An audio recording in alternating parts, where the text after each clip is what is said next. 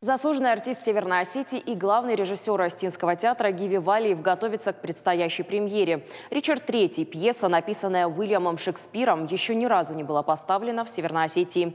Сейчас репетиции проходят ежедневно, готовятся декорации. Ответственность колоссальная, так как пьеса сама по себе очень сложная. Подробнее обо всем расскажет Георгий Запаров. Сцена Осетинского театра наполнена духом средневековья. Актеры здесь не играют, они проживают свои роли. Десятки, а может и сотни раз оттачивая эпизоды из нового спектакля. Даже обыватель чувствует напряжение, которое царит на площадке. Здесь нет мелочей, важен каждый взгляд, жест, интонация голоса. Многочасовые репетиции, обсуждения, порой споры. В такой атмосфере рождается спектакль. Вот смотри, Лаза, вот каждое твое движение, оно меня отвлекает от твоей темы. Ты делаешь руку вот так. Так я тебе специально делаю. Не надо мне эти светские движения твои. Понял. Ты в тюрьме. Из зрительного зала за происходящим наблюдает режиссер, вместе с актерами проговаривая каждую фразу. Как дирижер оркестра Гиви Валиев руководит процессом. Он один знает, как нужно. Идея пока только в голове. Необходимо воплотить ее на сцене. Ведь Шекспир, говорит режиссер, это колоссальная ответственность.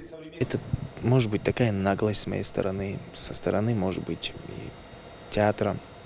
Такая наглость обратиться к очень сложной пьесе. Одной из, на мой взгляд, любимых пьес Шекспира.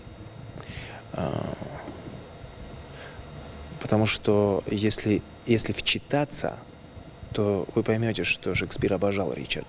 Англия конца 15 века. Кровавая борьба за власть между династиями Ланкастеров и Йорков. Именно в эту эпоху появился на свет будущий король Ричард. Из-за недостатков во внешности от него отвернулась мать. При старших братьях Ричард лишен надежды на престол. Однако он оказался наделен могучей волей, честолюбием, талантом политика и змеиным коварством. Мечтая о троне, он убил отца, родных братьев и всех, кто мог претендовать на престол. Ричард III – один из самых кровавых диктаторов английской истории.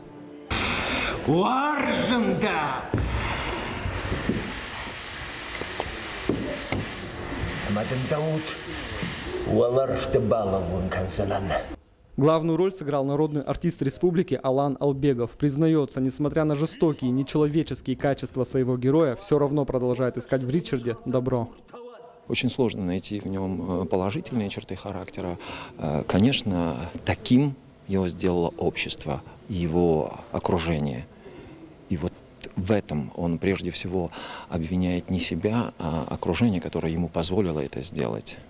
Но вот его, скажем так, врожденные недуги, они могли повлиять на, скажем так, становление его характера? Однозначно. Конечно, он винит и Бога, потому что он позволил ему появиться на свет таким хромым, горбатым. Подготовка к новому спектаклю – это не только изнурительные репетиции. Важно воссоздать архитектуру той эпохи. Каменные строения, комнаты, домашнюю мебель. Работа кипит и в цехах театра. После прочтения сценария художник создает в голове образы будущих декораций, переносит их на лист бумаги. Затем режиссер, художник и мастера цехов коллегиально выбирают лучшие варианты. Это общий макет, общий вид сцены. Это декорации в масштабе уменьшенные. Вот. И все, что я создала на макете, это все реализовывают наши цеха. Это столярный цех, бутафорские цеха. Вот. И с общими силами, с общими работами уже создается огромный такой вот спектакль. Создание декораций начинается в столярном цехе. Здесь опытные мастера собирают деревянные конструкции разных форм и размеров, строго по эскизам художника. Затем изделие попадает в бутафорский цех. Здесь на полуготовую декорацию крепят нужные детали. Конечный этап – покрасочная камера, в которой благодаря художникам изделия обретают цвета. Но и это не все. В соседнем пошивочном цехе тоже работают. Одежда, как и декорации, должна отражать дух исторических событий. Это пошивочный цех Осетинского театра. Именно здесь готовят костюмы для спектакля «Ричард III». Задача у закройщиц непростая, но к трудностям все давно привыкли. Для нового спектакля необходимо пошить 50 костюмов. Вот так выглядит готовый халат короля Эдуарда. Самое сложное, говорят мастера, через одежду погрузить зрителя в атмосферу Англии 15 века. По словам режиссера Гиви Валиева, в спектакль было вложено много сил, в том числе материальных. Без поддержки Министерства культуры и главы республики Вячеслава Битарова о постановке не могло быть и речи. До премьеры ровно месяц, а пока репетиции, прогоны, примерки. Все, чтобы в день премьеры не разочаровать искушенного зрителя. Георгий Запаров, Хетак Гапоев, Алан Суанов. Новости Осетии.